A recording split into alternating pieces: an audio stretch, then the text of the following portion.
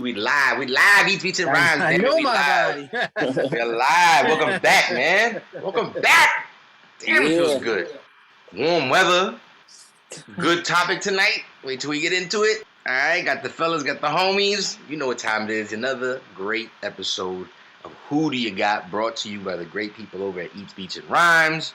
I am your host, Jules DJ. Please follow me at Yo Jules DJ. Let's get down to the brass tacks. Is that what they say? Tax? But we're going to get down to the gold of it. Not even the brass. Let's get to the gold of it. Get down. We're going to talk about something that we initially said we were going to do a lot of, and we have respectfully, you know, but we've taken a turn of events the way we kind of pick some of our topics sometimes. But tonight, I just feel it's a good one tonight. I had a lot of fun researching these two gentlemen. So yes, it's individuals that are battling tonight. Tonight we're doing a producer specials battle. We're talking about none other than Jamaica Queens' own, the godfather of a certain style of rap and look, your man Q-Tip, a.k.a. Come on, a.k.a. the abstract Q-Tip from A Tribe Called Quest versus another giant, another icon from Strong Island, New York. One part of a legendary hip-hop duo. Later on has a career of his own, probably bigger than the career that he had with the duo. And the duo was a big career. I'm talking about the one and only, the E-Double, a.k.a. the Green-Eyed Bandit, a.k.a. Funk Lord, a.k.a. ERICK Sermon. Oh, it's going down tonight. Who do you got? Another episode. Everybody, make some motherfucking noise. Eats, beats, and Yeah. All right. Don't get it confused. We're strictly talking beats tonight. We are talking about production from Q-Tip and ERICK Sermon. Again, two legends in the game. It's going to be a fun night.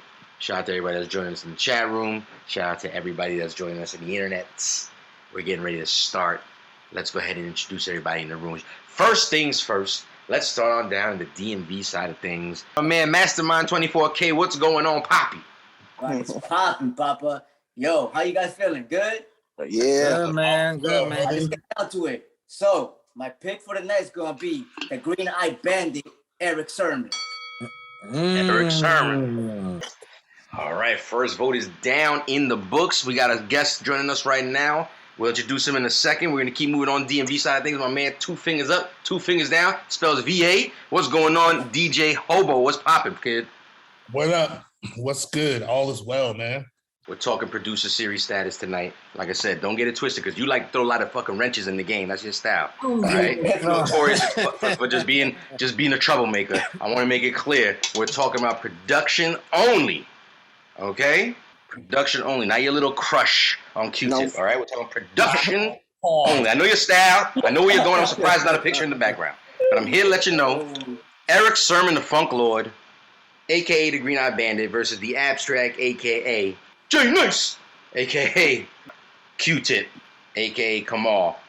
Who do you got? This is difficult. There's a long history of both of these guys. Long track listing of a history.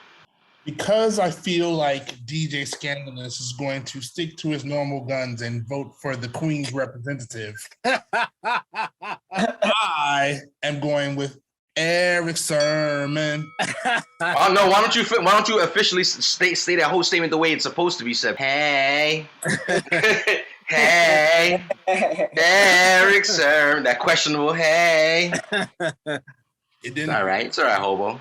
All right. My statement. I'm not looking at you different. It's all right. You don't have to. Going back up to the north side of things, we're gonna dip on down to the Jamaica Queen side of things. My man, 50 grand. My man with the quick answers, doesn't bullshit, doesn't hold his tongue. You probably think there's something wrong with him. It's not. That's just the way he is. Cold blooded. My man, Triple C, What up? Heartless.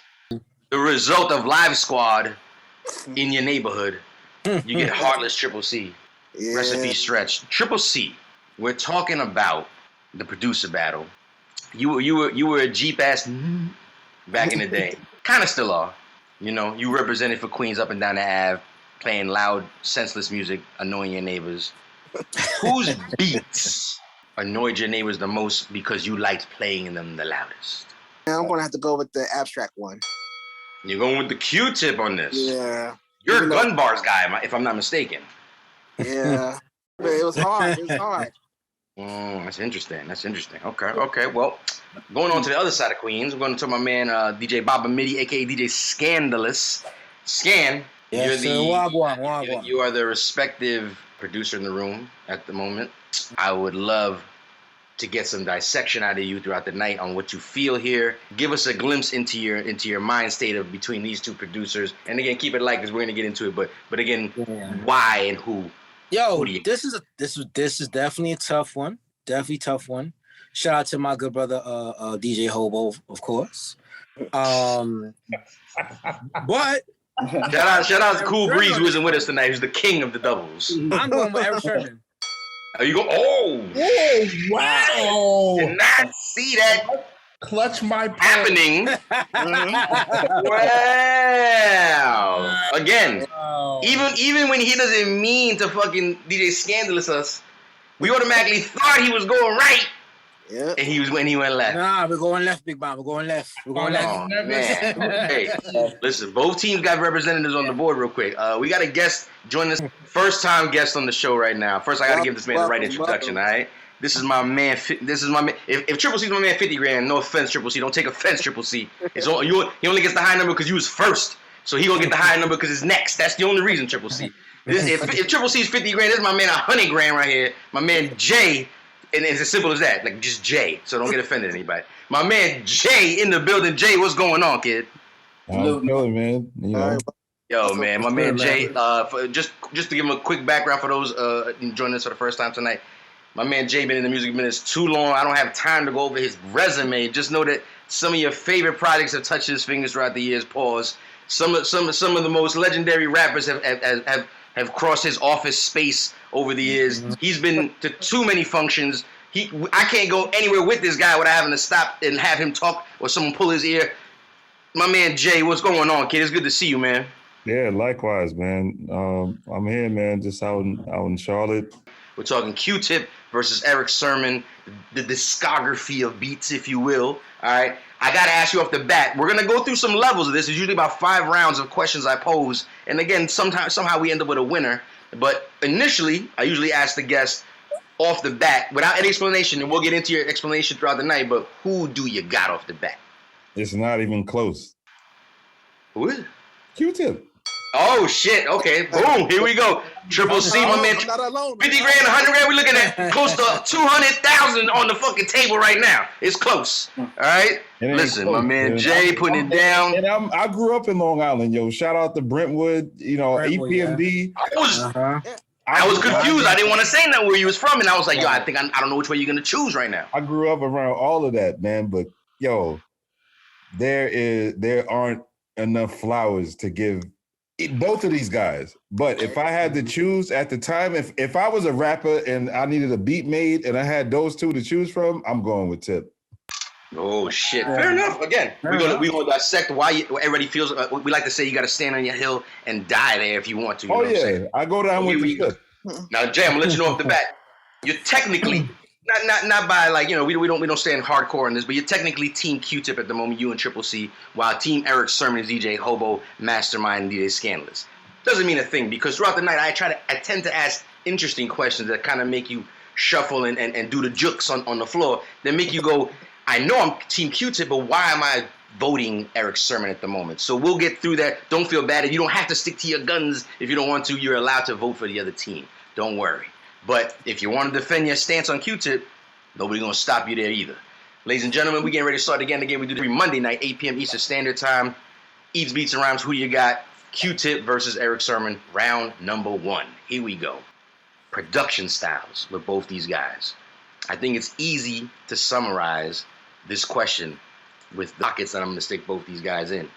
Let's talk about the jazz style of production versus the funk style of production.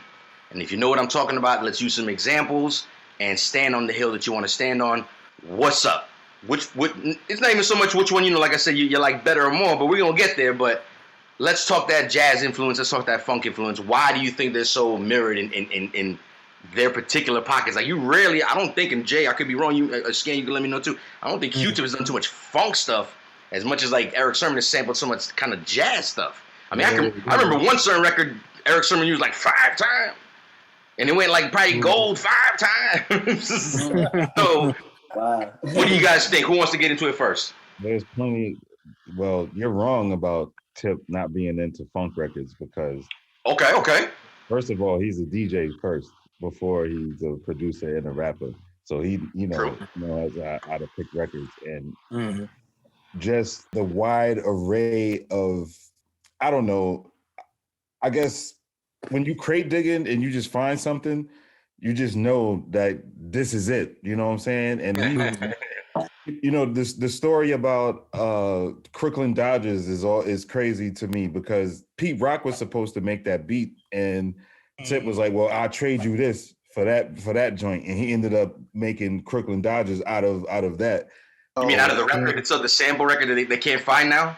The one that the alleged sample record? Nobody know, only them two guys know what it is. And nobody has told me what it was, but he's just, I don't know. I just feel like the first 3 Tribe albums, he had to rap and produce all of it. And they're considered, Midnight Marauders is considered one of the greatest rap albums, one of the greatest albums of all time. You know what I'm saying? And I love E-Double. His name isn't in that conversation, and it should be because I believe he made better solo albums than Q-Tip. Oh, he definitely did. Eric Sermon made way better solo albums than Q-Tip. Q-Tip solo albums, the beats were dope, but he had Dill on there and a couple other things. But Double or Nothing is a flawless rap album, by Eric Sermon. That is a really, really, really good rap album. And the stuff he did for Keith Murray, and this topic came up the other day. I was talking to somebody about Redman, and they were talking about Eric Sermon. I was like, Redman produced like most of the records that he did, right? Like there's been a lot of speculation on a lot of Eric Sermon production that I've been coming across throughout the years. Not in a bad way, not a la like, not in a bad way, but it just became clear that Redman was a very integral part in his own career for his first 4 albums. First of all, I had no idea Redman lived in Woodside at the same time I did. I mean, remember he filmed the video there too. I'll be that. Was in okay, so listen, so the jazz stance again is sort of just the label that he gets. I like Daylight getting the flowers like sort of label. Did it work in their favors? In other words, I mean, so now we're gonna get to sort of like the nitty gritty of it. I mean, does anybody else want to add on the funk style, the jazz style before we start to dissect some of these records? Or well, they know the sounds they like, so E-Double always go towards what he knows is the funk sound. They're both the birth after the James Brown era, if you will, like that heavy sample of James Brown era, and it's like, what about these Cal Jada records? What about these such and such records? And it's like, I think Tip gets sort of the head nod of like, you kind of did that first, using these abstract kind of records like Jay was talking about. What made E-Double's style with again, I kind of brought it up early in the intro, is I tend to resonate a funk sound as very West Coast or even kind of Midwest. So you can even go like Detroit, kind of whatever. Why you say that? Because of the whole, I feel that way. I don't know why. Because the whole G-Funk era, that was definitely a West Coast sound.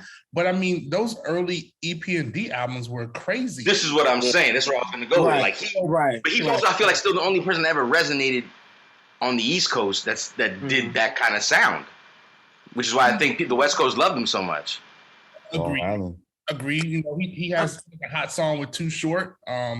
He's got songs with Exhibit and DJ Quick. He definitely was embraced by the West Coast, but I mean, I think at that time, I think the East Coast sound was that EPMD kind of sound, that So What You're Saying sound, that Sheriff sound. That was an East Coast sound. I feel like, I don't think that was a West Coast sound at that time. Now, later on, it did get adopted on the West Coast and kind of found a home there, but I don't think it originated there and like they got all the rights to it. Fair enough. I mean, you know what? I'll add this, and I'll put it in this context of possibly it could be age and also maybe culture, right? So, and I phrase it that way because if you think about the demographic of like EPMD, what they were listening to, what they grew up with, Parliament, Funkadelic, James Brown, all those groups had a heavy influence in certain producers at that particular time. You know what I mean? So the only thing I could possibly say, and I don't know, I'm only speculating. So what, you think that because E-Dub was a little older? Like he wasn't older by that much though, right? I'm speculating, you know what I mean, that it possibly maybe, you know what I'm saying, versus maybe what culturally for Tip with not only the sound of New York with jazz, but also his culture too, and what your parents were collecting also, right? Because I think also too what you're kind of around is also going to be influenced into what you're sampling, what you're listening to, and what your ear kind of gravitates to as well. Like for myself, right, growing up, jazz, funk, Latin, Spanish, all those different things, all those things are amalgamation of my style. So I could only attribute to maybe possibly that was part of Eric Sherman's upbringing with everything, and maybe that's why he became more of a funk person than a jazz person. Right. Again, I just want to reiterate, this is a classic Eric Sermon example of one sample. Mm-hmm. I'm not complaining. Zapp and Roger. Being used over and over.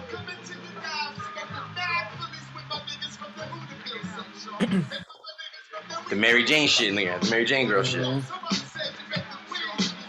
That's actually Jamaica Bob Queens James. in this mother. That's Bob James.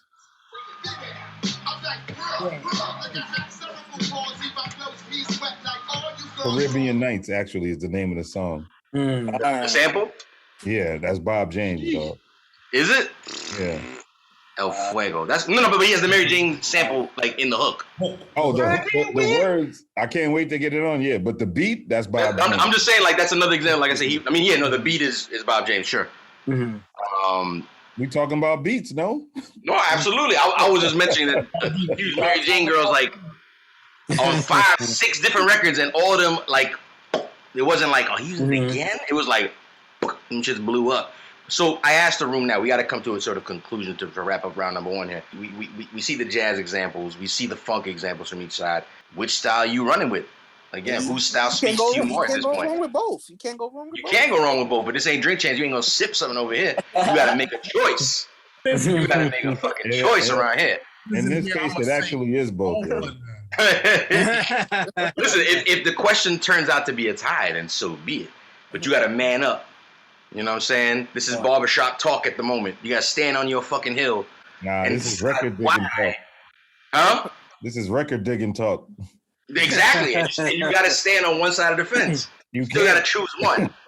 Okay, so then I pose the question. It's record digging day. You can only have one. We trading. Which one are you trading? Which one are you keeping? Which one are you keeping? The one you're giving me. The one I'm willing to trade for. let me show you how we do this, Jay. Let me show you how we do this. Triple C, who do you got? Jazz. You're going with the jazz style. Yeah. I find that so ironic, Triple C, because I literally known you since high school, and like you love loud, thunderous beats out of your fucking car. I can't see you really just kind of mellowing out the way you say you're mellowing out at the moment. Tuesday is pretty relaxing. I'm not here to judge. I'm just here to let people know that he lives in Jamaica, Queens. That's all I'm here to let people know. That's it. He happens to live in Jamaica, Queens. Triple C, your vote has been placed. Mastermind 24K, what are you thinking about right now? Which sound compliments you the most at the moment? Eric Sermon, most definitely. I mean, you like that funk? Is there a particular record that you like? The joint with Marvin Gaye. That joint, music. That joint. Mm-hmm. That song is amazing. That song has got so many stories behind it. It's like, and ironically, doing my homework today for this episode, that record charted high. Mm-hmm. Never platinum. No gold, no platinum status, nothing. Really? Yo, Eric Sermon, solo artist, according to RIAA, and I mean their website, it could be whatever, I don't know. But I tried the Wikipedia, on the hip hop god section of Wikipedia to see if there was, if he had any kind of, sales status. No, they gave no sales status. So I'm shocked. I don't know. Yeah, I am shocked as well. But long story short, EPMD has 6 gold records. Right. All albums, by the way. Right. But Eric Sermon, unfortunately, doesn't have anything under his belt. But that don't mean anything. Get the fuck out of here. We know that. But just like the Grammys, they always get it wrong. The trophy, but besides, that could also be the era of the bootlegging. You know what I'm saying? So for the sake of this argument, Q-Tip does have those things. Which things is that? Gold and platinum singles. Oh yeah. Well, not as a solo artist. I checked that too. He has one gold album, and that's for Amplified, his first solo project. The Vibrant thing. Yeah, exactly. Well, it's actually for Amplify, but it is because of everything. Yes, that we're gonna get into. That's gonna be a nice segue later. I like that you brought that up. Okay, so Hobo, what are you thinking right now? The funk or the jazz? I'm going with E double, man, and because. So what you're saying is one of my favorite songs ever in life. Fuck, that's a good record. Likewise. And the most beautiful thing in this world is just like that. It's like that. Can we talk about that record for a second? That specific record? The record was different when it came out, and I can't put my finger on it. What makes it so different? Was it just Keith's like super lyrical thing? Because I feel like the beat was just bananas on that. I mean, the beat was crazy. Yeah, you can play the instrumental. The beat was crazy. Yeah, It's soft, but it's fucking Between the sheets. oh my god! I can't. I don't be thinking about these things. It'd be the producers literally be coming up with that quick fast shit. Like now I listen to it completely different. Heard the record a million times. Never did that math in my head. Like, oh shit, it's the Isley Brothers.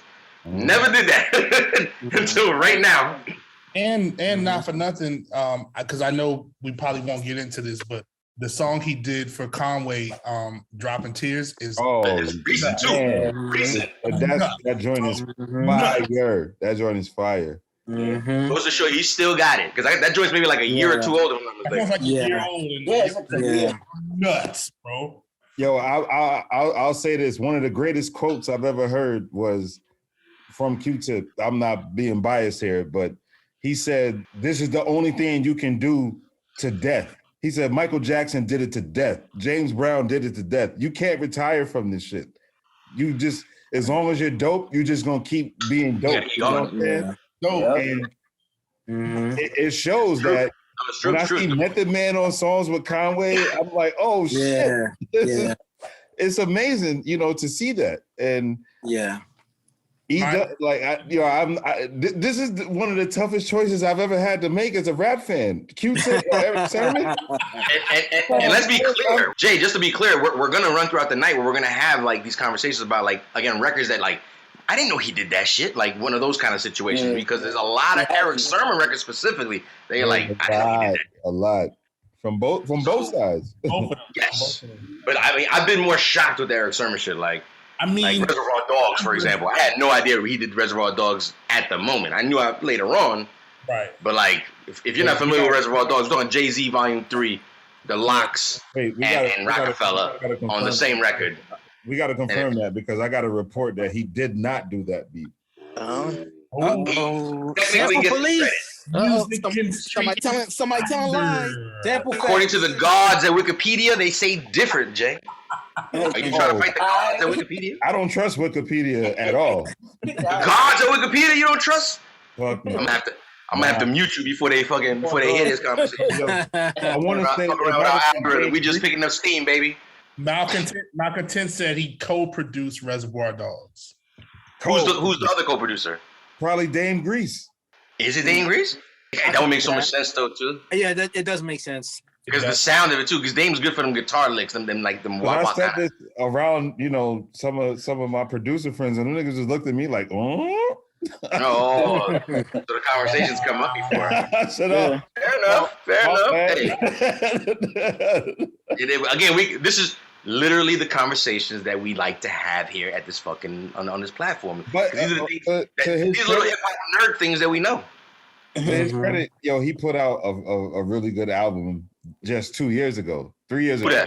Solo. Eric Sermon. Oh yeah. I peeped it today. Bernie. First of all, Eric Sermon is very busy on the digital side. You can literally find his instrumentals, his as one album, his remixes, which is like, I'm talking about stuff going back to like the Illegal days. You remember Illegal? Yeah. A whole album of just nothing from like Illegal to today. Anything he's touched remix wise. I mean, he's busy on the internet. He's driving projects. He developed that. What's that? You got Death Rugs too. No, that lib where you could sample legal sampling. Oh, with TrackLib. Yeah, TrackLib. Yeah, he developed that. Yeah. I don't know what that is. What is that? TrackLib is like a community where you can legally sample shit.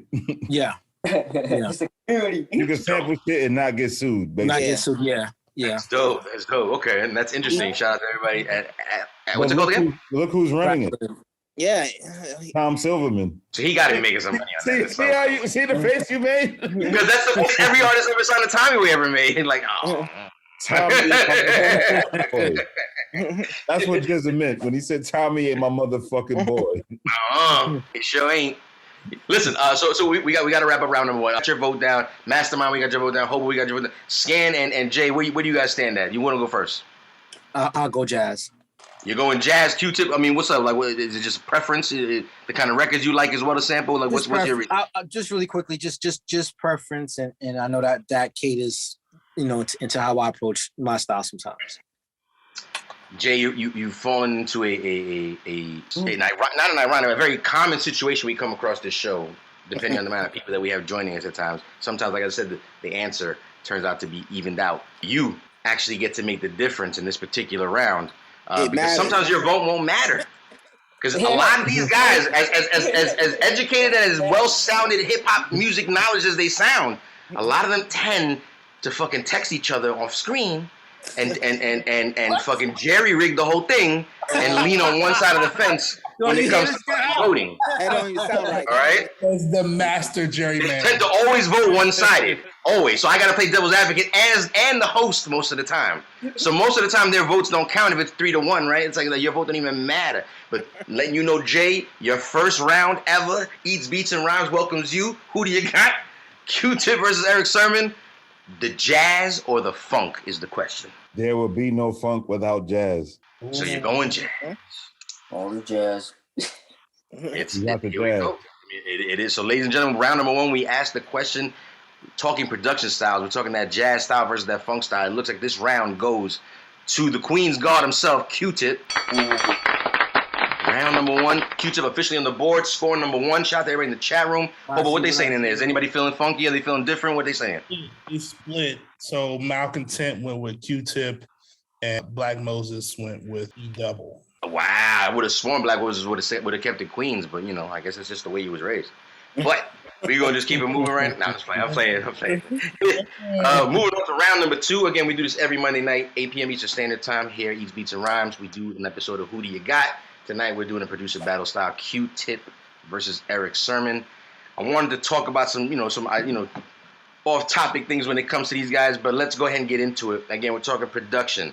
So it really shouldn't matter the style of the question as much as it is about the actual beats. Best posse cut beats, period. CROOKLYN Dodgers featuring Special Ed Master Ace Buckshot versus EPMD Headbanger, EPMD's K-Solo and Redman.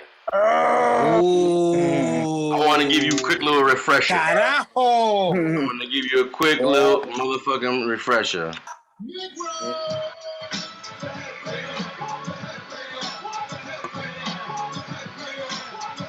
Y'all hear that? Yeah.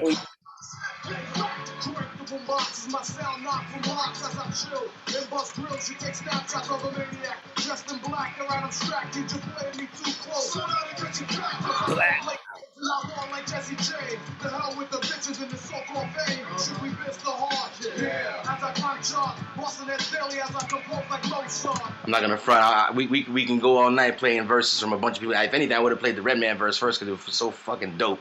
Just want to give you a little sample, just a little ching, like I said, like that. That song, that beat, that banger, that energy of that record versus again a complete opposite style. And it comes in wide. On the count now is 1-1 to Jackie Robinson.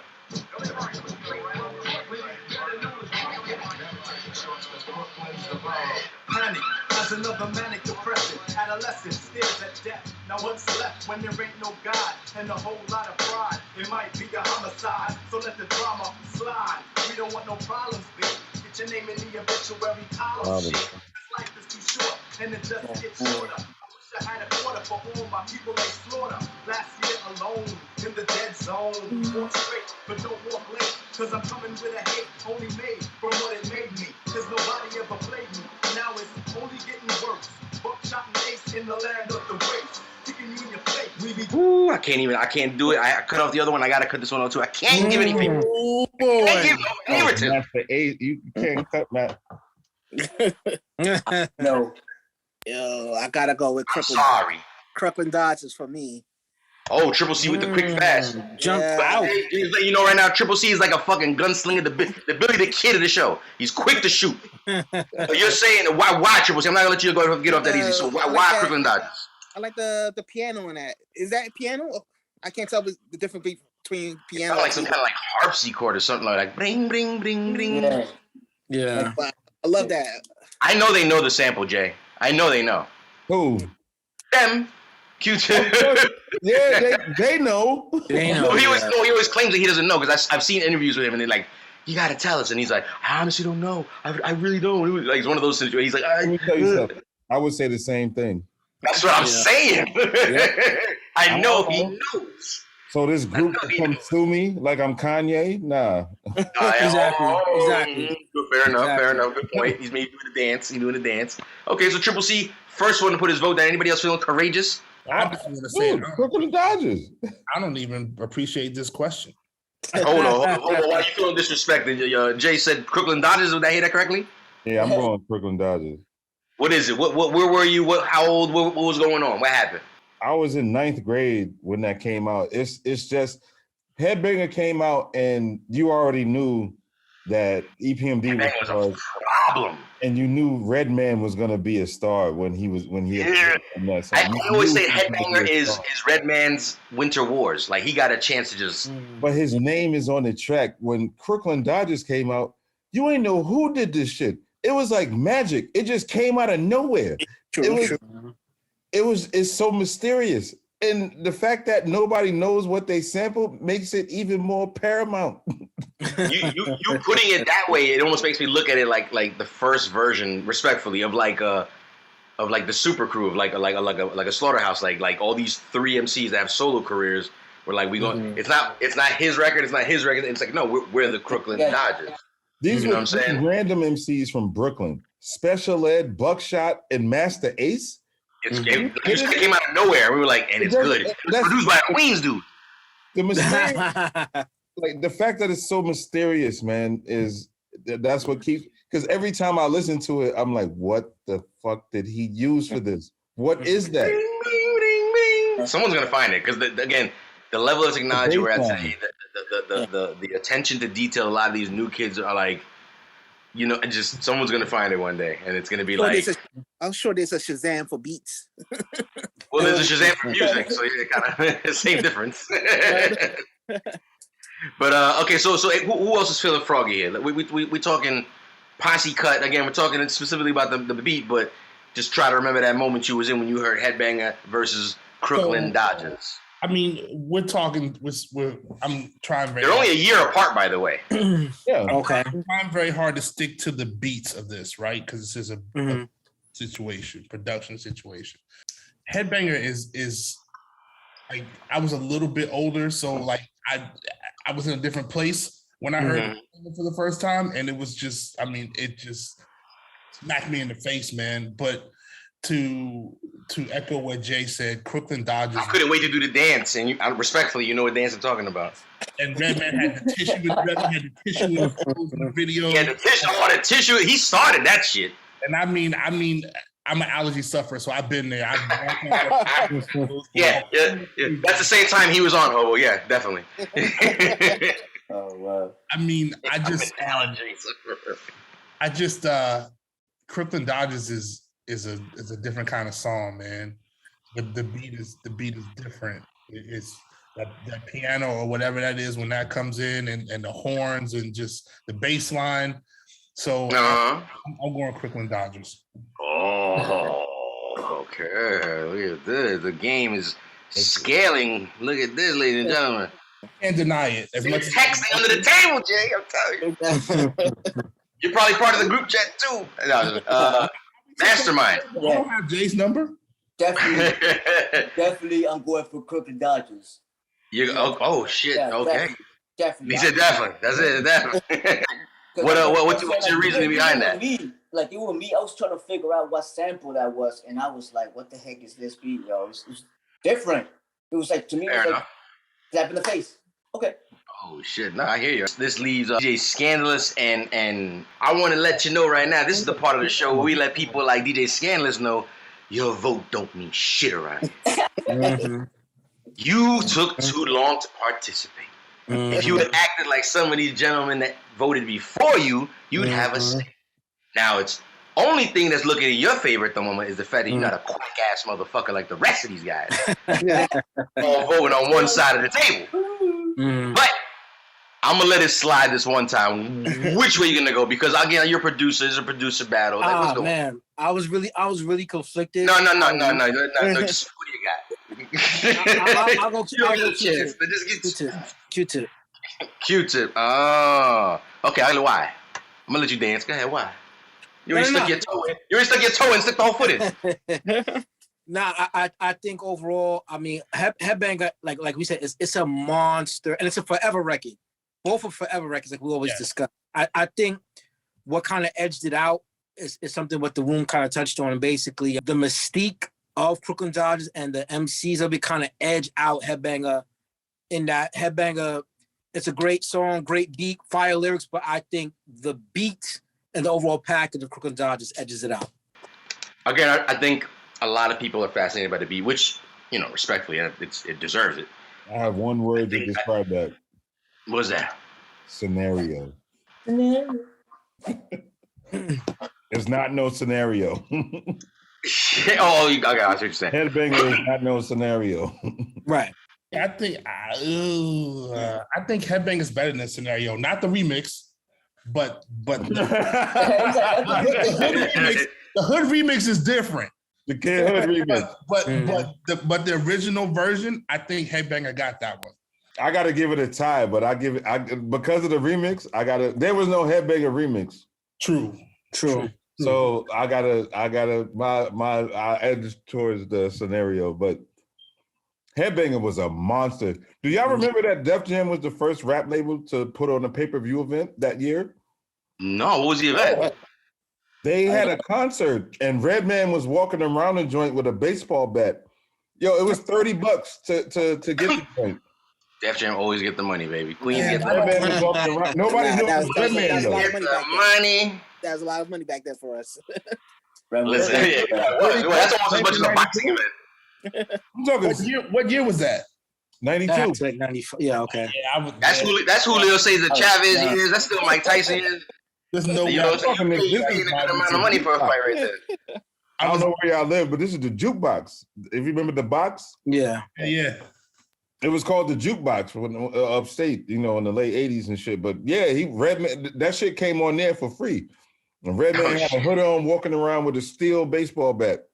Damn, listen, Black Moses is saying Headbanger all the way. But respectfully, we're going to take the vote of everybody in the room at the moment. When we were talking about best posse cut, period, talking about Crooklyn Dodgers produced by Q-Tip, and we're talking about Headbanger produced by E-Double, Eric Sermon.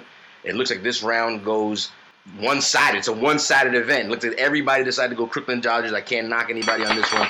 Again, the chat room, you guys are allowed to chime in, say what you're going to say. Like I said, shout out to Malcolm 10, Black Moses in here. And that's DJ YZ in here, Philly the Kid in here. Like I said, just place your votes down. Let us know what you're thinking. Like I said, let us know if you're what did YZ say? YZ, I couldn't even keep up. Hold on, what are you talking about?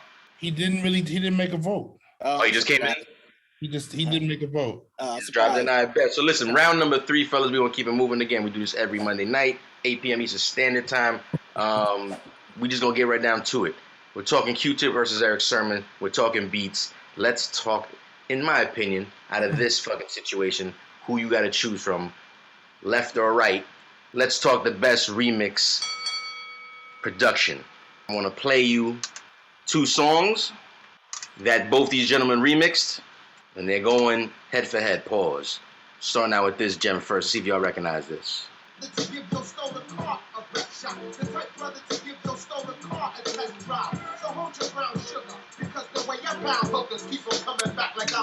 that D'Angelo? Mm-hmm. Featuring Redman and Eric Sermon.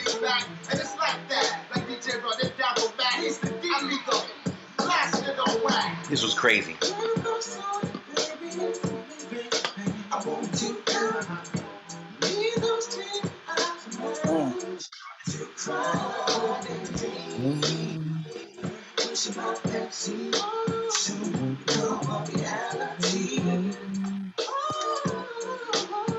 This is jazzy. This is jazzy. It is. That's a funk sample. Very good point.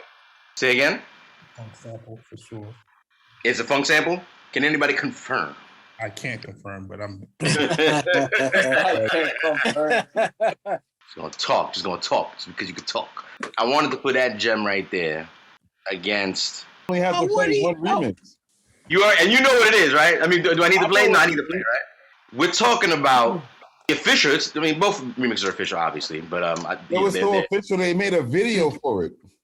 Exactly. We're basically talking about 94 Nas Illmatic.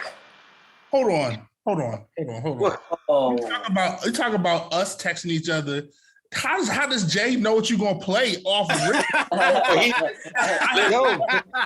If you're in tune to the streets, the hip hop streets, Queens. I have a question. It's Queen shit. Because there is no better remix than The World Is Yours. There is no better one. They remixed the video. There is a regular version of the video. They made another video. What about Benita Applebone remix? It ain't this though, Scared. Oh. What is this? Everybody wanted a Lex Coupe after hearing this. Who didn't? I sip the dark beat, watching Gandhi till I'm charged. Writing in my poker rhymes, all the words past the margin. The whole microphone. Mechanical movement, understandable smooth issue that murderers move with. The thief's theme, play me at night, they won't act right. A fiend of hip hop, it's got me stuck like a crack pipe. The mind activation, react like no face in time like Pappy Mason. But pins I'm embracing, wipe the sweat off my nose, spit the phlegm on the street. In the Nikes on my feet, keep my cipher complete. Weather cruising in the Ooh, okay, we gonna get banned. Damn. Oh yeah. Damn, that's Queens all the way. That's Queens all the way. And you know that Q-Tip, he was the main one that got all of those producers together to be on Illmatic. You? Right. He should be like the executive producer of the album. Oh, I thought it was Large Pro that got people. It was both of them, really. Wow. Q-Tip. Like to get Primo and Pete Rock on board, they yeah, I can see that. They were the only four guys. Like, yo, come fuck with this is definitely like, all right, we gonna fuck with that. Imagine putting your first album out and these are the guys that you got making your Mm-hmm. Yeah, most definitely, man. Yeah, Nas struck gold with that. He struck gold. Nas, man. I have a feeling that the entire room is on the same page again. La la la la. My shit. We're gonna go ahead and keep it moving. I'm gonna go ahead and give this round to Q-Tip once again. Round goes to Q-Tip. 2 out of 3. Unanimous. We're gonna add an extra round just because I don't like the way this is going. Brisket, yo. That's 2 out of 3. I feel like the fix is in on this right now. Not at all. No. We're gonna keep. Listen. Long story short. This is a fucker we haven't fixed yet. when someone wins too early in the game. It's like, What do you mean someone wins too early? It's got a whole half hour. But we keep it pushing because I work all day on these questions. So we're gonna keep going. So regardless of whatever, respectfully, it looks like Q-Tip pretty much took this game by storm. You know, last round again going to Q-Tip when we put The World Is Yours, which is, I mean, come on, it's not fair. Versus Dreamin' Eyes of Mine, D'Angelo remix. Maybe I should have placed it as the 4th question and maybe placed this as the 3rd question. I want to talk about another classic example of the jazz versus the funk. Let's talk about 2 popular records by both these guys. I thought it'd be kind of cool to start with this one.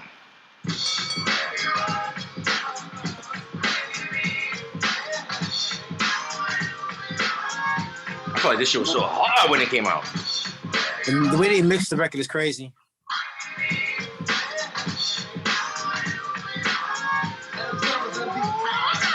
Let's get up, let's get down. Roll with the hardcore sound. Let's get with this macadocious funk material so simple. When I rock with the instrumental, who am I? So I can never get stranded. But the rest are getting brand new and change up their style from jeans to suits and thinking about a pop record. Something made for the station, for a whole new relationship of a new type of scene to go platinum or clock mad green. AKA I sell out the rap definition. Get off that boy, change your mission. Come back around the block. Pump color me bad to the tick-tock. Let them know your logo, not a black thing. My background sing for the crossover. Ooh. I was like, what's going on? Why is this? Yeah, I love that. Rig. Jerry Rig, what you mean? A guy just can't let a record play a little extra. It wasn't even my fault. I blame it on my app. Save the show love. I blame it on my Mac. Same love. I want to put that record versus this record. Are you kidding? Are you for real, bro? It doesn't matter. Kid, the funk versus the jazz. There's 3 of you here that have picked the funk at the beginning of the game and have not voted the funk yet. Just saying. This is the That only. doesn't match. Dude, this is a jazz record. I don't know.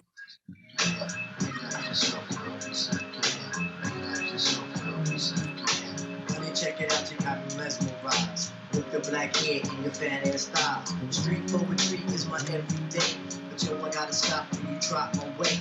If I was working at the club, you would not pay. Hey yo, my man Fife Diggy, he got something to say. I like them brown, yellow, Puerto Rican, or Haitian. It's like dog from the Zulu nation. So get in the jam pack, we can get down. Now let's knock the roof like the roof H-Town. Had to stop it there. Couldn't cut him off at the beginning. It's not respectful. Rest in peace, Fife Dog. I'm gonna go first because I know it ain't gonna matter. At this point, yeah, Q-Tip got it, but I'm just curious to know what you guys think. Like I said, the fix is in. I'm going with Eric Sermon and crossover because that. How is the fix in? Explain, DJ Hobo. That beat is crazy. I'm going with crossover. Proceed. Wow, we're like. I know it's about the beats, but how can you not think of that record and not be like bust off on your couch? Now you got Seamus furniture. Like, how can you not? Because we're not talking lyrics, we're talking beat. Oh, now you want to talk. But I got a question even about that. Are we sure? And guys, please correct me. Are we sure Q-Tip did all these beats and not Ali Shaheed Muhammad with some of these also? Oh yeah, we're sure. Okay. Is there a certain difference to Ali's style? I mean, I don't know. The Lucy Pearl stuff sounds a lot similar to the only other person to do beats for Tribe was Dilla. The only other person to do beats for Tribe was JD. Right. Yeah. He did everything else. But no Ali, like he didn't. He was really just a DJ. He was just the DJ. That's it. For them, yeah. Lucy Pearl, that's some other shit. You know what I'm saying? But because they list the Uma as the 3 of them. The Uma is 4 people. Yeah, actually. but that was later on. Uma is Beats Rhymes for Life. That was 96. So yeah, they don't Ali post 96. All Tribe was Dilla. Right. I agree. He said to me. I agree with that. It was all you can hear it. It sounds like it in all of their music. I mean, even before he remixed the rhyme for Keith Murray. Right. And it was called the Q-Tip remix, but it was actually the Uma remix. Yeah, exactly. Right. And they don't, you know what I'm saying? They don't be trying to say that, but Tip is in these conversations, and no disrespect to Eric Sermon, he's not. Oh, you mean those type of conversations? I mean, that's true, but long discography, just track record of appearances on other records and introducing new people to the game. Again, you got Keith Murray, you got Redman, you got K Solo, you got LOD, Keith Murray, and you know, right? Yeah, I love all those guys. What's that other group? Shades of Lingo. Shades of Lingo, and I know Jules don't care. Knuckleheads. I know Jules don't care about this, but yo, Illegal was dope. I don't care what nobody says. Illegal was dope. I just like the bust your chops. No, Jay, I like the bust his chops because he won't say it on camera. Like he'll say it off camera, but he was a bigger fan of Quo. I definitely wasn't. He was a big fan of Quo. Illegal was dope. You know, Illegal was the first ones to have a colored tape. No shit. Before Master Ace, the Illegal's tapes was red. Master Ace tape was yellow, and then Redman's second album tape was red. Shout out to Malik wherever he is. Shout out to Jamal wherever he is. I love that. But Jamal used to fade them all too. Don't forget, Jamal used to fade them all. Right. That was a good one. That man was an official Def Squad member. Probably still is. I don't know, but like he was definitely. Yeah, he was. Def Squad, like for sure. This is mad random, but you know who's down with Def Squad now? Ali Vegas.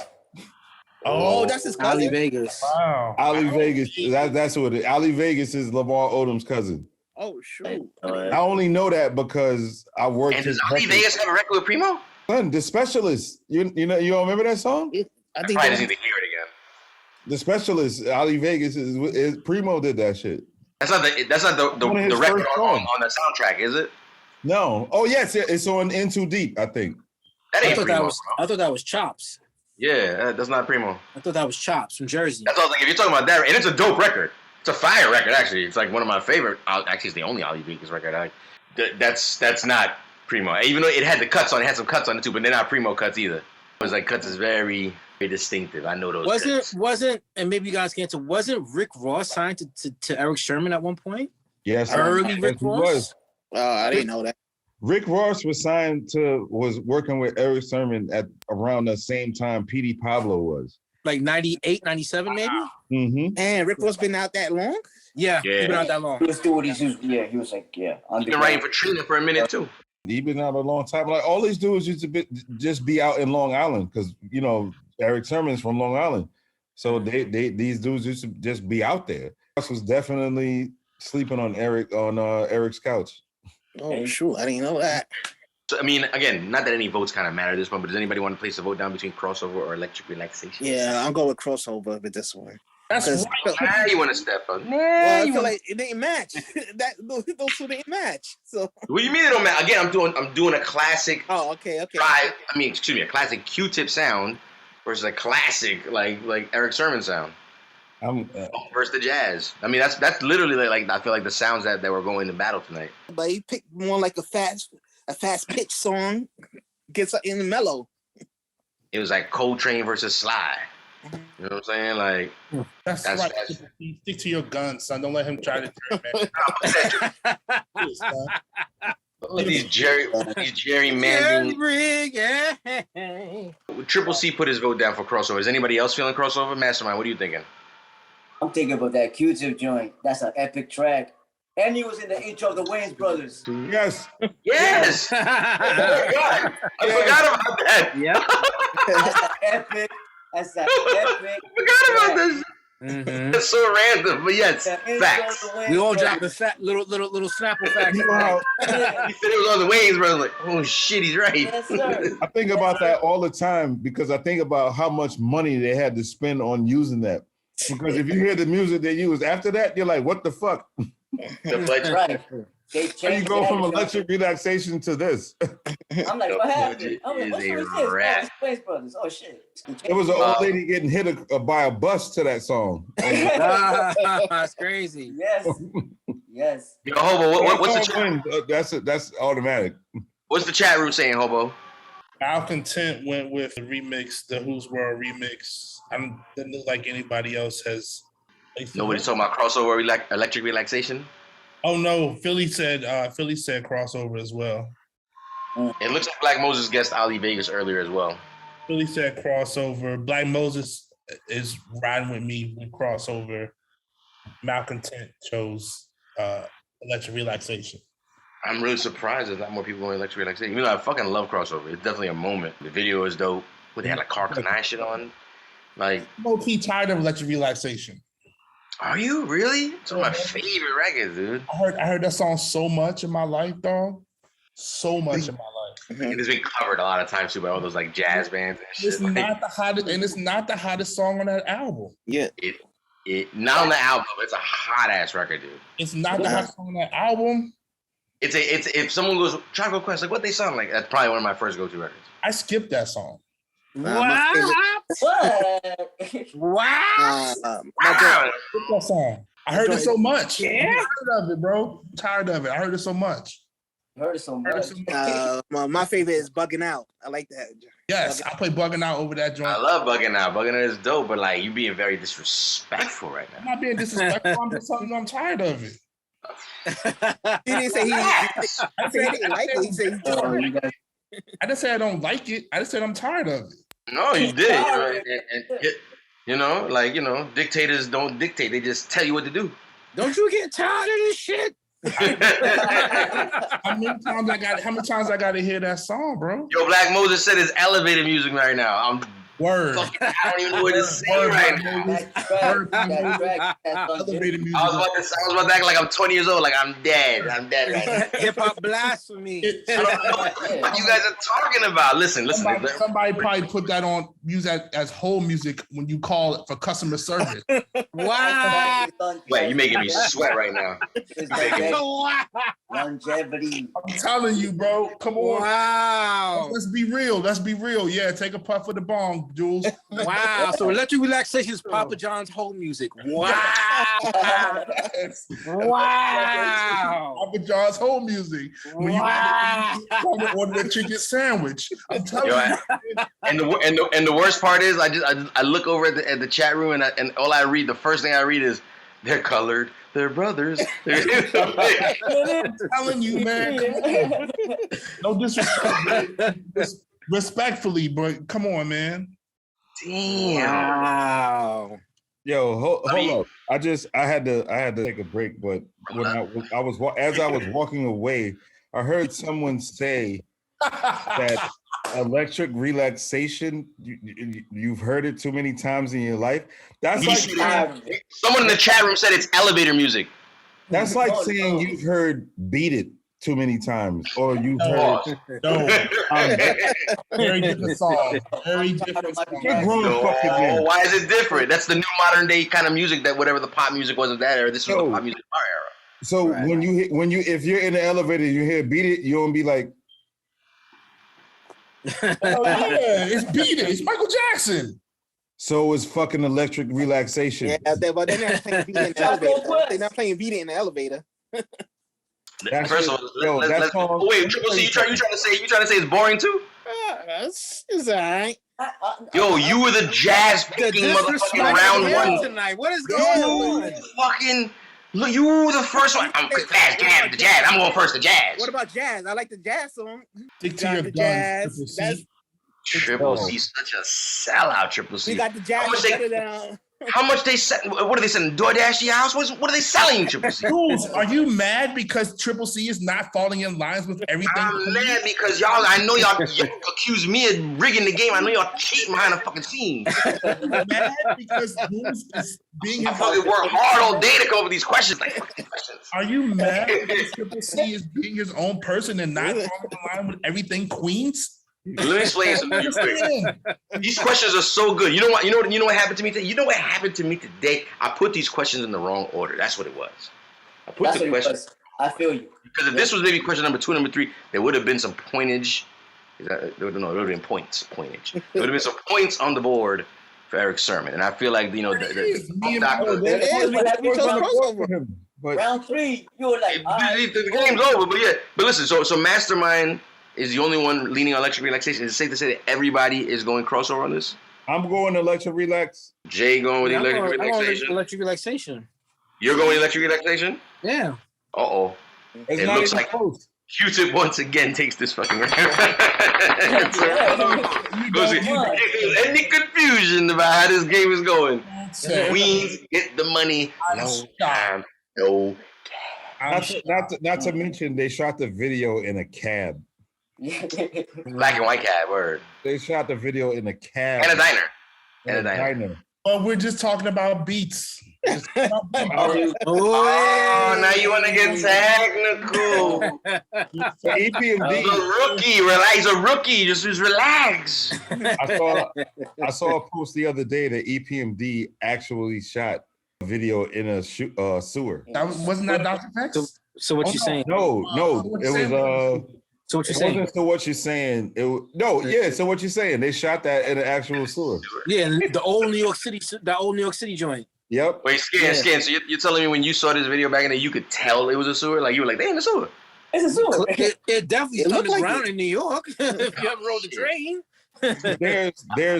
There's a lot of hidden subway stations. Gems in New York. Yeah. Yeah, I know. I've seen like pictures online about that. It looks mad interesting. I'm not gonna lie. Some of those traces are really fly. There's people that do that shit, like that put up videos of them exploring the New York City underground train station shit and like putting up online. And it's like these places are dope. Again, round number 4 respectfully, the game already went to Q-Tip. We know this, but we're gonna keep going just because why not? We got round number 5 right here. Something that was mentioned a little earlier was with some of the bigger records that came around. These guys' trajectory while they were going forward with their careers. I wanted to talk about some of the quote unquote big records / singles, if you will, / to a certain degree, hear me out, career defining songs. All right, I wanted to put Vivrant Thing versus Music. And I'm gonna tell you why. I see the face. I see the face. What? I see the face. These are 2 of their biggest records. And it's production for themselves. So it's a kind of a cool angle for the question. Both of them have self-produced their own record.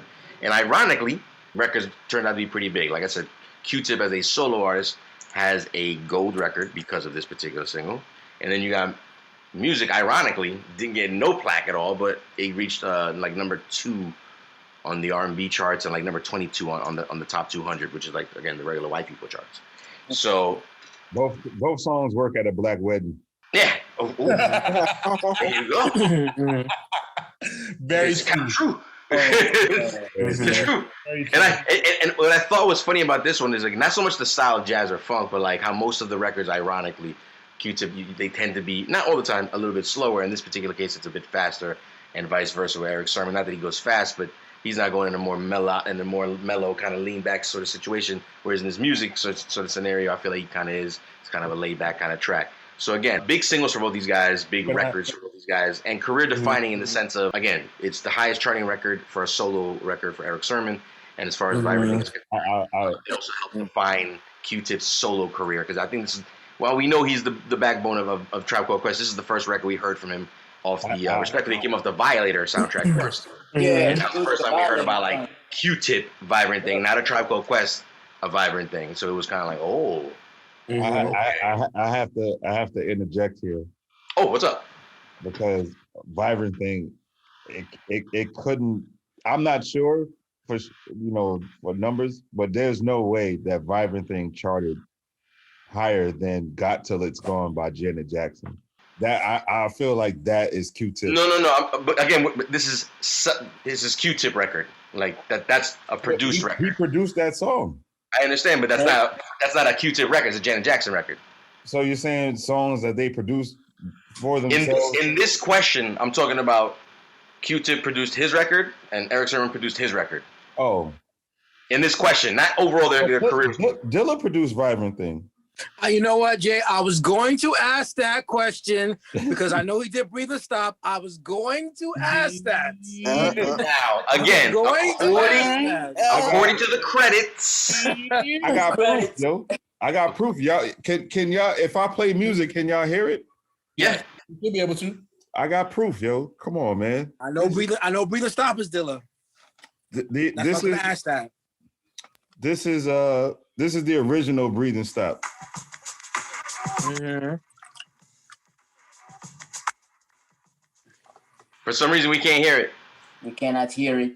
Can't hear it. Difficulties. That is good too. I'm mad. I can't hear it. I know. I wanted to hear it because we heard a little bit of it. That's why we were like, "Oh, should I hear a little?" And then it just kind of dropped.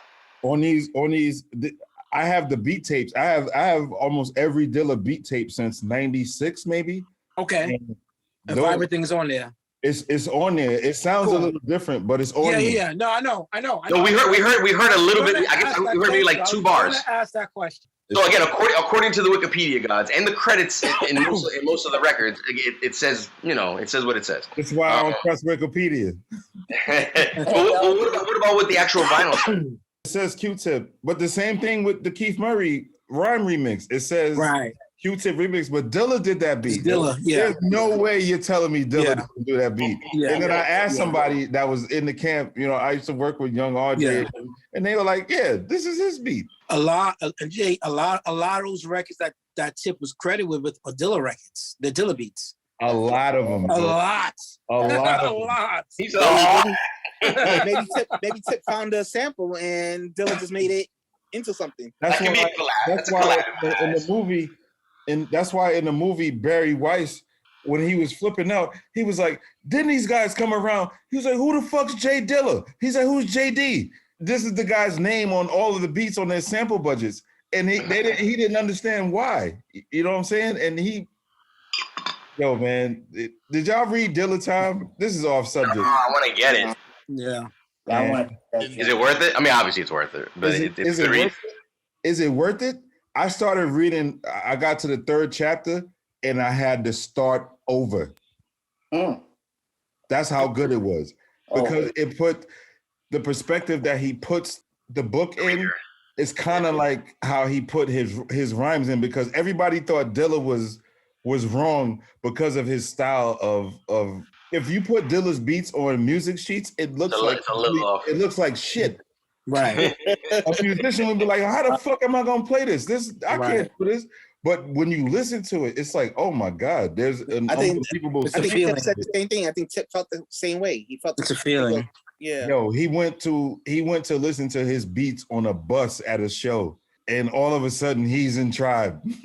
That's literally what it was. A bass player from another band. I forgot who it was. He's like, you gotta check my man out. Huh? Am Fiddler. Yes, it was Am Fiddler. Am Fiddler introduced Q-Tip to JD. Yes. Yeah. Kept bragging to him like, you gotta meet my man when we get to Detroit. He kept saying, he's like, Am Fiddler is my man. I think Am Fiddler's from Indianapolis. But he introduced Q-Tip to Dilla on that bus, and then out of nowhere, he's in Tribe. So Q-Tip definitely benefited from him being in Tribe. But it was an ill tandem, and it kind of makes sense for. I'm so happy to see Madlib is a platinum producer, because he produced No Parties in LA for Kanye, and him going from where he was from Yesterday's New Quintet to now is that guy, and still just he never stopped being who he is. He just does what he does. I think that's a testament to the guys we're talking about tonight, because E-Double has always stayed true to his sound. And his sound is fucking fire. Like that last album was so dope. He managed to make Shaq sound good again on the record. Right. What do you mean? Wait, Shaq is on the new record? Shaq is on the Eric Sermon album. It's the song with Shaq. You want me to shoot it? Now listen, real quick, I just want to segue to Shaq real quick, because as you mentioned, Shaq, this is not Shaq's first appearance working with E-Double. You got him doing like at least 4 tracks on the debut album by Shaquille O'Neal, which I think went platinum. Shaq went platinum, bro. I listened to all 4 of them songs today, and I'm gonna tell you right now, platinum. Shit's go hard. I wouldn't put it past. First 3 albums sold at least 3 million copies, all of them. I'm gonna look it up right now. But yo, the shit goes hard, bro. It goes fucking hard. I was like, yo, I gotta imagine to a certain degree, Eric had to be like, I don't really want to give these beats up. You know what I'm saying? Like, not to him, but like, because the shit. Shaq paid for them. He paid a lot more than the other people, I bet. Yes. Yo, fun fact about Shaq and myself. Yo, 9/11 when Shaq Diesel went platinum, but again, this is Wikipedia. Fuck Wikipedia. It's the Shaq who to return. The second album went gold. Man, them niggas, Jive Records got the plaques in there, son. I seen them shits. Well, some of the singles went gold. So here you got What's Up Doc went gold. I know I got Skills featuring Dev Jeff went gold. Man, this guy does. Hold up, yo. I worked a record for Shaq when he was signed to Trauma Records. His album was coming out 9/11, same time as the Hove album and shit. The song was called In the Sun. It's with Black Thought and Common, and it's the I see here, and Joy is on it too. Joy is on it, but this song is the first time he admitted that this is the first time he actually wrote his verse, yo. Oh, so he knows. Yo, that's what I was gonna bring up too. His verses weren't bad. I even ended up playing whoever he was featured on the song with wrote the shit. No, but again, on his first time, he still had a lot of solo joints too, like My Biological Father. It's a dope track. I'm sure he didn't write it, like you're saying, but like he didn't write it. No, I know. I'm sure he didn't write none of the fucking the Fushnik and shit. You know what I'm saying? They wrote that shit for him. Of course. But don't forget the Twisted era. Remember, he had that Twisted era. Remember Twisted? Twism. 100% right. Twism. He was early on Peter Guns and Lil Tariq. He was early on a lot of people. Yeah.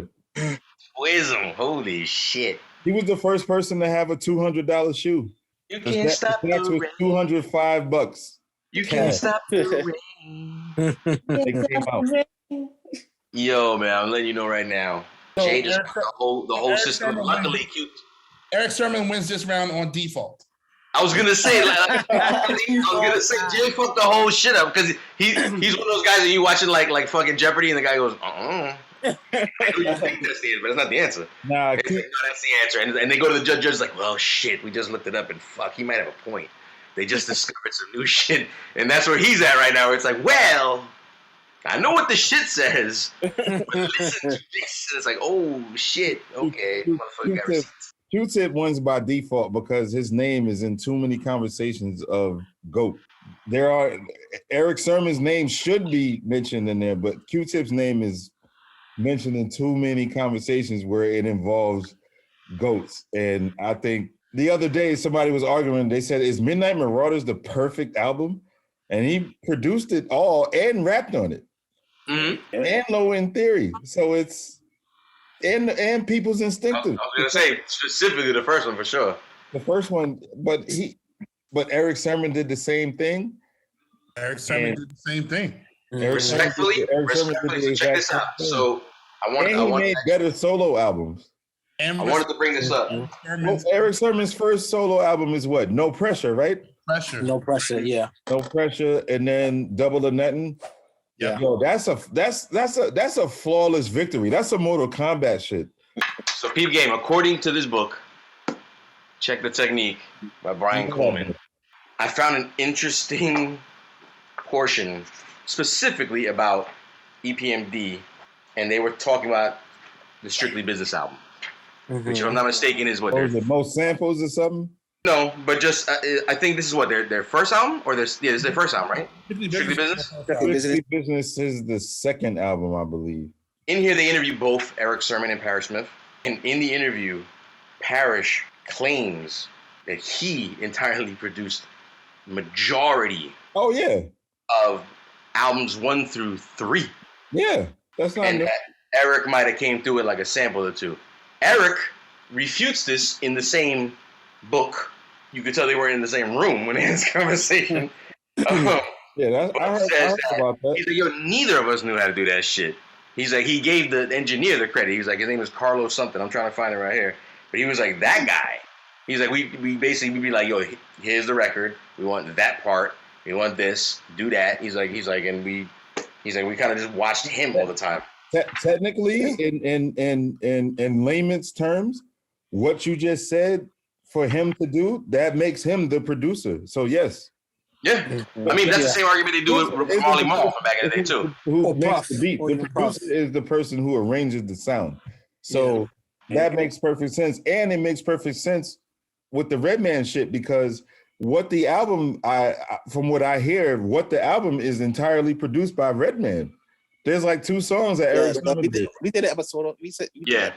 It's true. And then a couple of remixes, like Time for Some Action remixes and Tonight's Night remix. But apparently Charlie Marotta is Marotta. Yeah, he was an engineer.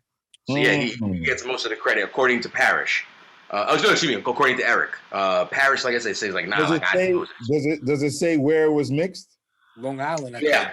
It says the name of the place right here. It says North Shore something. Yeah, it was Long Island. North Shore, yeah. North Shore, that's Long Island for sure. North Shore Sound or something like that? North Shore Sound, yeah. Yeah, that's... Yeah, it was recorded in less than a month at Charlie Marotta's North Shore Sound Work Studio. All right, that makes sense because... but I just find it kind of interesting because those are like the we're talking about, again, You Got to Chill. You're talking about all the early shit. And he's like, I did most of that shit. Eric's like, that could explain the breakup. Huh? When EPMD broke up, it was like you lost a girl. You didn't see that yet in hip hop yet. It was weird as fuck in the like if you love music the way that I do, with hearing EPMD broke up, it's like nigga. Yeah. What did you do? It was the first time we'd experienced something like that. A group that was like, again, popping. They were popping. Yeah. It was like the dream setup. It was like, this is Drew's Crew times 2. And in my opinion, obviously I was a kid, right? I'm a teenager. I'm going, and it's flyer though. is doper because I felt like Juice Crew was just, it wasn't my era like that. Like I was feeling like attached to the music at this point in my life, and the Headbanger was just like a prime example of like, holy shit, this Voltron shit they doing is insane. Again, shout out to Eric Sermon, shout out to Q-Tip. Again, respectfully, we do this every Monday night, 8 p.m. Eastern Standard Time. Eats, Beats, and Rhymes. We bring you another fresh episode of Who Do You Got? Next week, we'll have something different. This week, we give it up to the God Q-Tip. He actually, respectfully, ran over the competition today, that being Eric Sermon. But let's be clear. We didn't even talk about some of the joints Q-Tip did. Give up the goods. I mean, yeah, there was the whole Mobb Deep. I mean, I just feel like Q-Tip didn't need any of our assistance, to be honest. Like this whole game went in his direction. But yes, you got stuff like what other one? Nas and Mobb Deep wouldn't have careers if it wasn't for Q-Tip. Right. He was behind the boys. Like he went back to them, because they was they were Queens. Can we talk about Apache Gangsta Bitch real quick? That was a dope. That was a dope gem to find out about. I didn't find it out recently. I knew that back in the day, but I remember just being like, I had no idea. It's funny you bring that up. Rest in peace to Apache. That song was the jam off. I wanted to give a shout out to Chrissy. I don't know, Jim Jones' wife. Yeah, I know she's the girl in the video. Oh shit! Oh, word? Yeah, she's been around for a minute, bro. Fuck. Today's her birthday. Shout out to Chrissy. I saw somebody say it, and when I looked at her, I said, "Oh yeah, that's the girl from Gangsta Biz." Oh shit! Damn, she's that. Damn, I did not know that.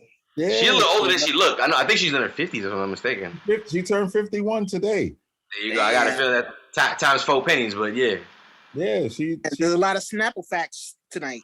A lot of Snapple facts, a lot. Yo, I just wanted to run down again, and we're gonna wrap it up. Just a quick rundown of some of the discography from both these guys, real quick. Starting all the way from '88 from Q-Tip, stuff like the promo for Jungle Brothers. Again, all the early Tribe albums. Chi Ali, the Roadrunner Puberty mix. Diamond D's, he got KISSS on the Keep It Simple Stupid. Wait, what? Chi Ali, what song? Roadrunner, the Puberty mix. I had to look it up on YouTube. It's basically a remix. I thought that was the B-Nuts, but okay. He said remix. The vocals are still lifted from the original. So I got you. No man, got it. It still says the B-Nuts on the track. Diamond D's, Stunts, Blunts, and Hip Hop. You got the Kiss song, which is also co-produced by Diamond D, obviously. You got to talk about Scenario, just to say it. Hot Sex. I mean, only reason it comes up separately on this list is because it was on a soundtrack. But Apache, Run DMC, Come On Everybody on the Down with the King album. Again, another Jungle Brothers song on the road again. Bonita Applebone. He did that shit was fire. Yeah. That turned out to be Usher's wife. Like the real. Oh no, I'm talking about the real life Bonita Applebone, not the chick from the video. My bad. There's a whole. You don't know who Bonita Applebone is about? Yeah, it's Usher's wife, right? No, nigga. He said no. Bonita Applebone is about Angie Martinez. No, it's not. What? Yeah. No, it's not. Nope. Really? I promise you it's not. It's It's Usher's wife. I promise you that. It's Usher's wife. Usher's wife used to work for Jive back in the day. She worked, and they used to sweat her, just look at her like, damn, she's bad. And then they told her, like, it was regular for you. And she'd been like one of the little industry baddies for like a while. She's married to Usher. And she's still an executive. She's like his manager now. Really? Current wife? Who? I'm talking. I don't know his status of new wife, old wife. But she was an Usher wife at some point. She was a Miss Okay. I stand corrected. The part in the song when he says the word fatty, that part is about Angie Martinez. But Angie wasn't around back then, though. Yes, the fuck. What you mean she wasn't around? When did Bonita Applebone come out? 1991. Yeah. She wasn't on the radio in 91. Yeah, she was. Because she wasn't on the radio don't mean that she wasn't around. Oh, she might have been around, sure. That's true. What the hell, nigga? No, but like, I was like, she just like, because Flex wasn't even on the radio in 91. Like, not full time. That's what I was like, how's she gonna be on full time? Like, and if anything, she was Flex's assistant for a while in the air. This has nothing to do with the radio. I'm talking about real life. Fucking Q-Tip was fucking. Yeah, just real life shit. Yeah, but he was fucking when she was a star already. When she was like a star on the radio. No, remember Wendy Williams got involved in all that shit. She beat up Wendy Williams because of the shit. Yeah. That was years later though. That was during that. Yeah, but that's a whole nother thing. But another fun fact I would like to share is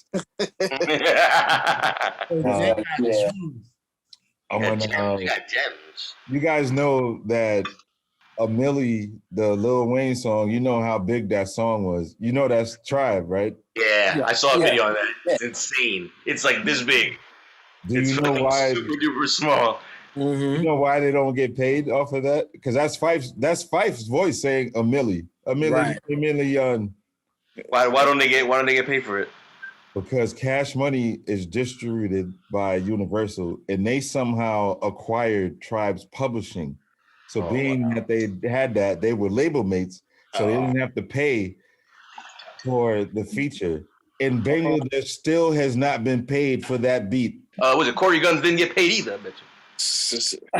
That's why he's dissing himself. But Bangladesh is still waiting for a check for a milli, son. Are you kidding? Wow, that's crazy. That's crazy. Look at what's happening with these niggas. Young Thug. Young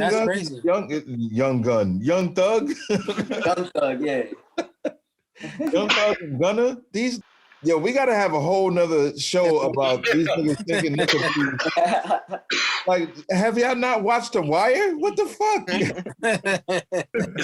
I just saw an episode of Fat Joe on the Math Hoffa show, and the title was, he's like, this year's gangster. No, was it yesterday's gangster is not today's gangster. And it's like, it's just the truth. We knew before there was even social media, like, yo, there's things you don't do on camera. I remember when the camera come out, I was like, whoa. What are you doing? Who you with? What are you doing? Like, what are you gonna do with that? Who are you? Yeah, like, what are you doing, right? And now it's like a camera come out, to everybody, trying to act up. There's a camera here.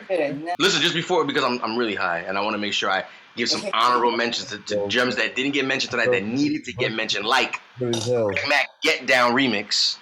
That's a Dilla beat. That's a Dilla beat? That's a Dilla beat. Which one? I feel like Dilla just did everything. Wait, which one are you talking about? No, Jay, that's 94 though. It's Craig Mack, Get Down. Can I get down? That's the remix Dilla? though. The remix. I don't think it's Dilla. It's like 94, bro. Can y'all hear that? Yeah. Oh. Yeah, but now we can't. Yeah. That's from the same tape. Plays for like a second. That's from the same tape? It's on no. Nah, that's from I got the single. Yeah, it's on the back of the single. It's on the single. It does say the Q-Tip remix, but I did some research and I'm listening to the beat. It does sound like Tip, but it sounds like Dill. Like there's some beats like we can have a whole nother conversation but still don't forget at the end of the day, Dilla is I'm asking y'all, is it safe to say Dilla is a student of Q-Tip at the end of the day? No, he is, but he's maybe that's why he sounds like him. I thought he was doing Pete Rock though. Exactly. That's who he wanted to sound like the most. Yeah. His whole intent was trying to sound. He wanted to be Pete Rock. Yeah. He met Q-Tip, first instead. If he met Pete Rock, I can't even imagine what the fuck what he was. I don't think it would sound any different because he just was I'm telling you, man. Hold on, man. Yeah, we only briefly mentioned Love by Nas, obviously. Don't forget about CROOKLYN Dodgers. We did get to mention Oh My God and all the various remixes of Oh My God. Deep, Triple C mentioned. We got Give Up the Goods, Temperatures Rising, Going to Pain. The Temperatures Rising remix. And the remix, exactly. Featuring Crystal Jones. There's not a lot of Q-Tip songs and not a lot of Eric Sermon. I'm going down the Q-Tip list first, and then go down the Eric Sermon list. He has a list. This is like I said. The fix is in. Let me finish. The thing I love about Eric a lot, he puts people on. I don't know if y'all listen to RJ Payne, but the way he let RJ Payne do the intro on Vernia. Yeah. Woo! He from Albany, you know what I'm saying? And that's big for, New York State. Yeah, RJ Payne's from Albany. Getting a lot of love. That's crazy. Yeah, RJ Payne's from Albany. Yeah. That's big. That's big. And then that's big, yeah. 38 Special, he from Rochester.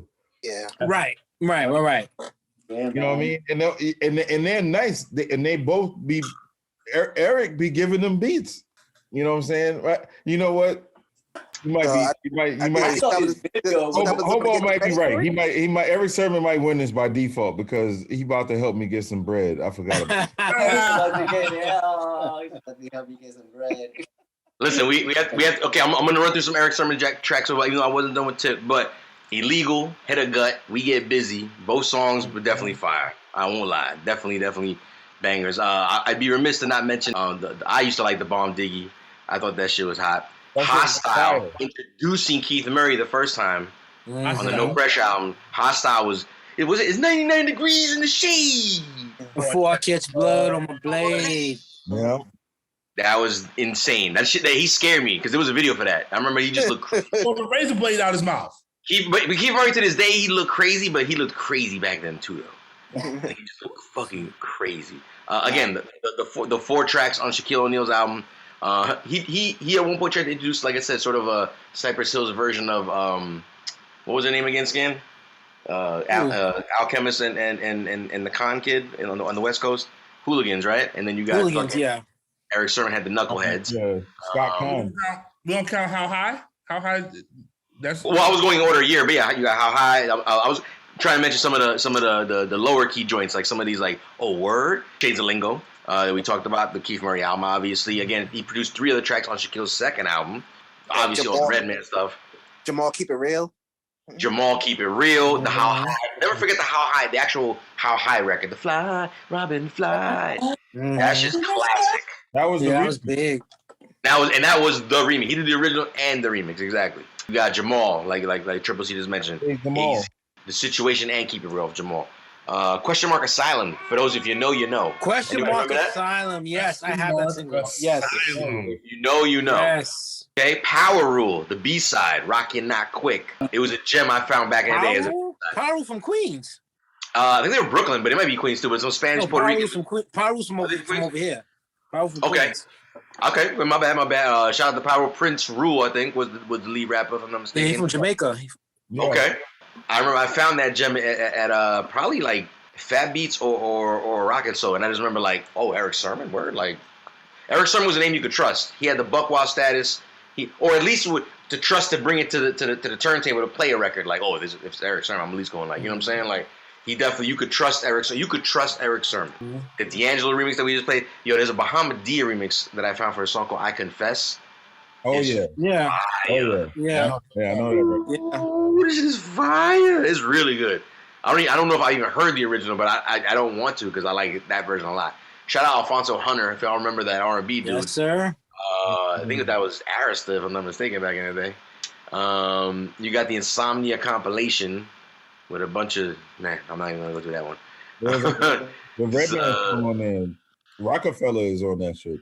Yep. Yeah, again, you got Warren G's on here as well. LL Cool J, 4321. Never forget, the joint off EPMD's Back in Business. Speaking of never forget, let's never forget that this nigga jumped out the window and there's no explanation for this shit. Yeah, he did. Because it was an accident. There's no explanation for this. Respect. Why are you jumping out of a second floor window? He said he was dealing with Shorty and her man was coming in or something like that's what he said. 7, bro. You blast your way out. Jumping out of a window was better than confronting a nigga. You could have had the hammer on him. You never know. I'd rather get beat up than broke up. I mean, obviously, in hindsight, we know he made it. You know what I'm saying? True, he did make it. He survived the fall. I heard it was like one floor. I remember reading about it, like specifically, like in like somewhere. I forgot where I read it. Jersey City. It was a second floor, and he jumped down to the first floor. Outside, not inside. Definitely Jersey outside. Jersey City? Yeah. No, it was Long Island. I heard it was Long Island. Nah, it was in Jersey City. It was in Jersey? Shit, even worse. In Jersey City in that time? In that town, too? I mean, that's crazy. Shit don't work out well for niggas that jump out of windows. in any city. It doesn't matter what city you're in. It doesn't work out well. Shout out to Full Cooperation. Full Cooperation was a fucking gem. Yo, the Death Squad album?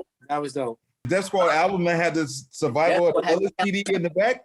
Yep, the El Nino joint, yep. The blue album, it was blue. That shit was fire. My parents listened to that album. By the way, Rockwilder was the co-producer on Reservoir Dogs. We were talking about earlier. Rockwilder is the co-producer on Reservoir Dogs. Uh, And another guy named Daryl Trotter. I don't know who that is. Angie Stone. It's a few people because I'm like, nah. Because I said that one day and niggas was like, like that shit Jamie Foxx used to do. He does a lot of production with a lot of the same people, which is nothing wrong with that, obviously. I'm not repeating a lot of the same names because he'll do full body of work. Steady job to me. Yeah, that's what I'm saying. Nothing wrong with that at all. Yo, this threw me off. Can someone confirm that? It says it here. I did not know this.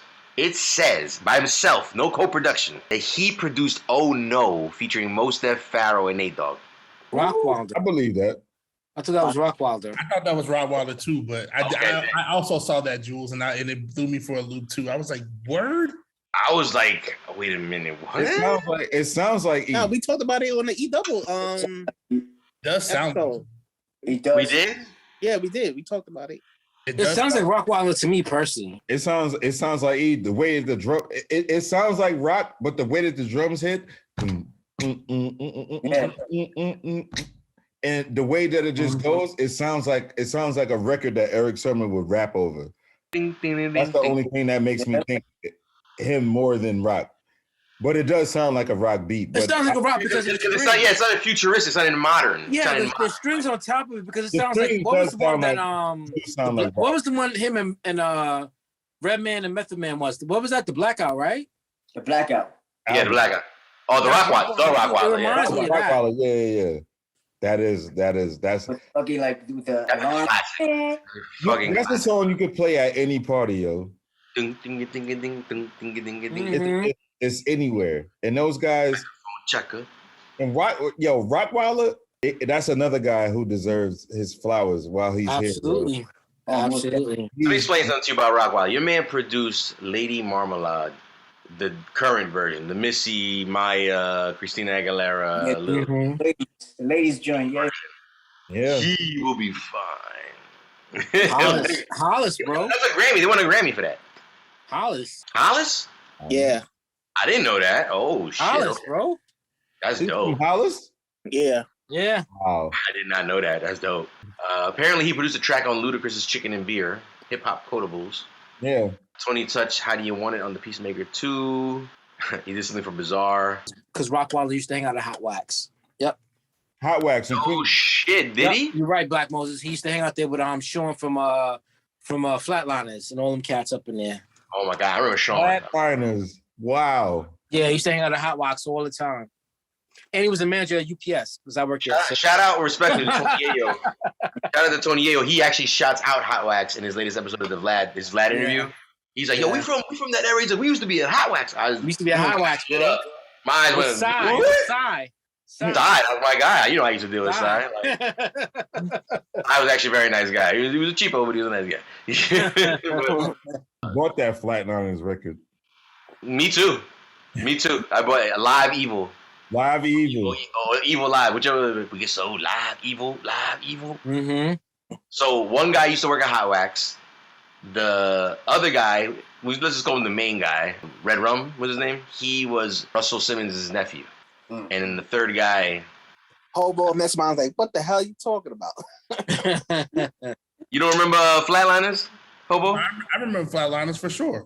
I mean, I respectfully also remember that character. I don't know Hot Wax. Obviously, I'm not from New York. But yeah, that was a. It was small. It was so small.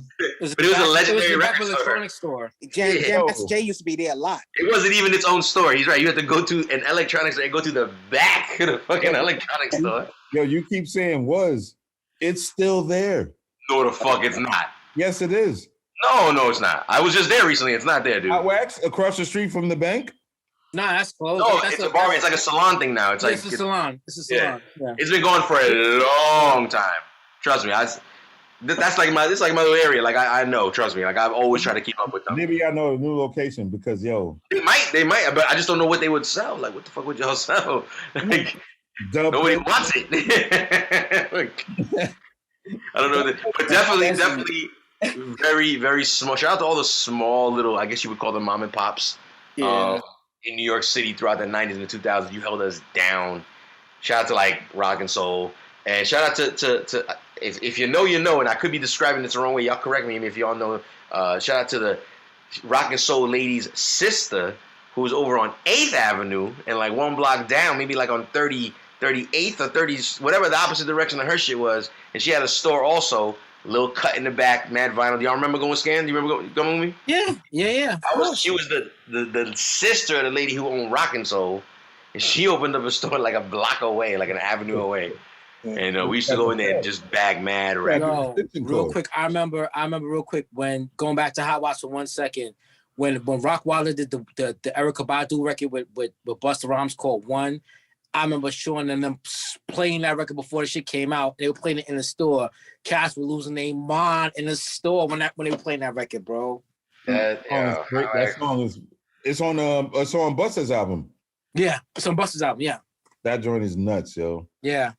Rockwilder definitely got a sound, and I think we may need to have an episode about him soon too. We're tripping over too many things right now of him and going, hold up, we might need to talk about him. Apparently, he needs flowers that we need to present him. But again, we're gonna wrap this up, guys. We thank you so much for doing this with us every Monday. Fun episode, guys. Appreciate it. It's definitely a fun episode. Jay, thank you for joining us. We're just trying to talk to people that know they hip hop, that respect this culture, that definitely respect the era that we kind of talking about most of the time, and giving the flowers to some of these people that don't usually get the respect that they typically would get from an audience like ourselves. So again, we do this every Monday night, 8 o'clock Eastern Standard Time. Eats, Beats, and Rhymes is the channel. Who Do You Got is the show. Fellas, I'll talk to you all soon. Jay, thank you very much for coming. Hobo, it's good to see you. Mastermind, keep it cool. Triple C, don't answer too fast when I'm saying anything. Please let me breathe. And DJ Scanless, it was good to see you all. Hey, good episode. Shout out to Q-Tip. Apparently, he landslide. It's over. Everybody, peace out. Good night, everybody. All right.